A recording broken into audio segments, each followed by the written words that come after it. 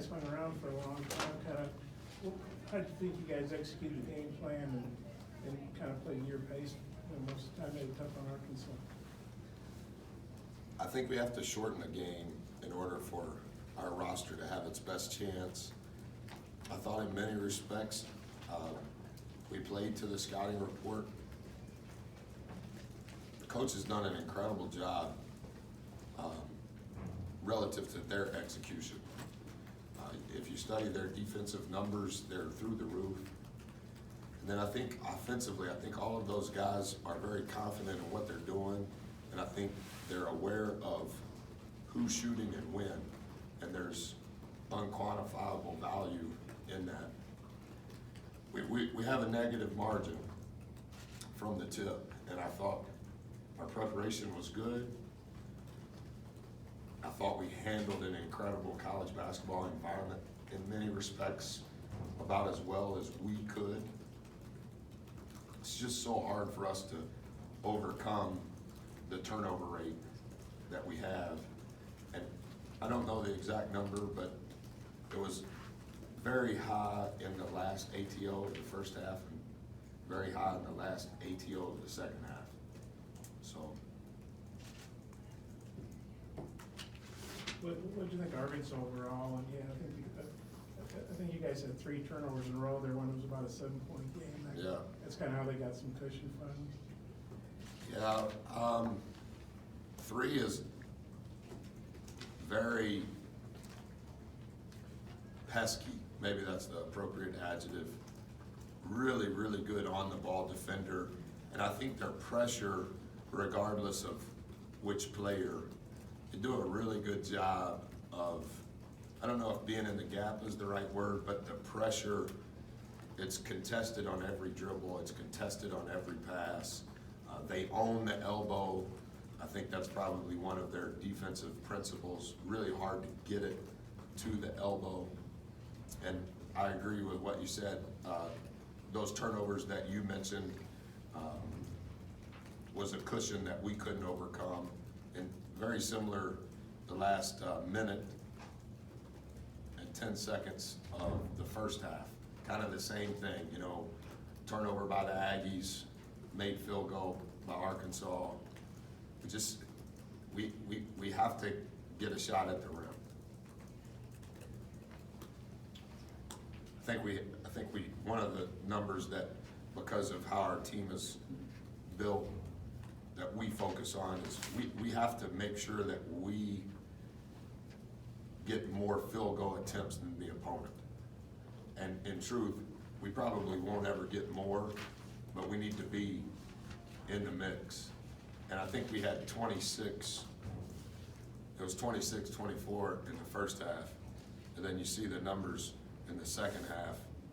And I understand it was only a 1-point difference in the second half, but it's just mathematically, it's so hard for us to overcome that they shot 34 balls in the second half, we shot 19. It's because we turned it over 12 times. And it's just, that's just one of the numbers that we have simplified with our team. We have to get the same number of field goal attempts that the opponent does. It's just hard. 58-45 is a hard number for us to overcome. Typically, it comes from 2 things.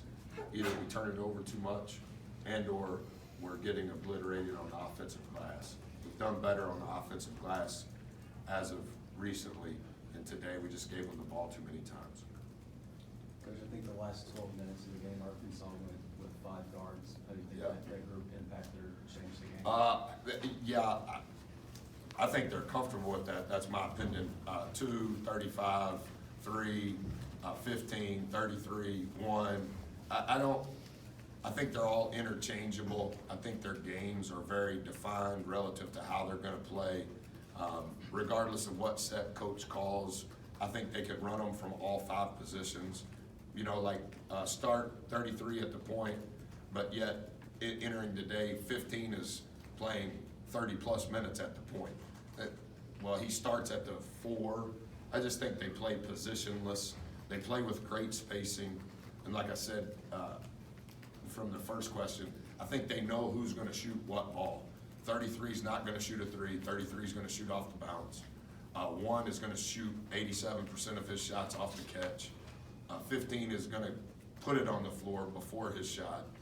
2 is, I think 3% of his shots have been back to the basket. He's gonna face you up. So I think they're comfortable, no matter who the 5 are. They're gonna play 8 guys. If 0 plays, he's the 8.